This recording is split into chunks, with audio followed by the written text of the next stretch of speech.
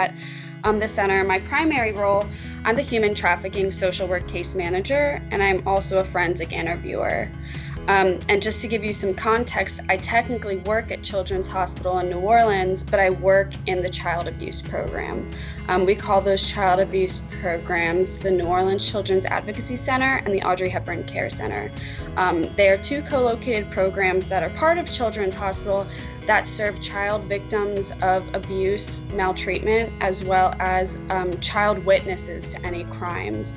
So the three main things that we provide are forensic interviews, as well as forensic medical evaluations, and then extensive case management services. Within my role as the human trafficking social worker, I really assist in the identification and response to child sex and labor trafficking, as well as child pornography, and to any juveniles who we think are vulnerable to being exploited. One of the coolest parts of my job is that I get to train every law enforcement officer who's part of the New Orleans Police Department in how to work with these kids. So that's really made a difference in the way that we have addressed the problem of child trafficking here in New Orleans. I knew that I wanted to work with sexual assault victims, and then I also knew that I wanted to work with kids.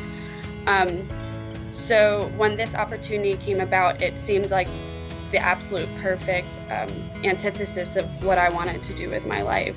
So my role, I really surprised myself and how much I really liked working directly with the kids and their families. Because before, when I first started, I didn't want to talk to anyone. I was so nervous.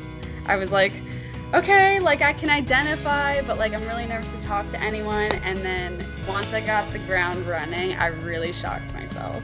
If I had one dream, I would start a drop-in center for kids who've been trafficked, a place where they can go and they won't be judged. Nobody will ask them about their victimization, but it's somewhere that while they're on the run, it's a safe place where they know I can go here and I will have my needs met. It's not like SVU. It's not glamorous like the way that Olivia Benson makes it look on TV. It's really, really difficult work.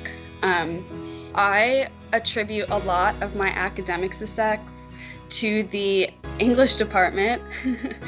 The ability to write has really done me a lot of good, especially in this job, because I do manage 2 federal victims of crime acts. So it's a lot of writing, it's a lot of grant reporting.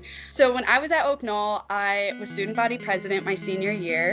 And as part of that, I thought, okay, let me join every single club because I want to understand what all of them do.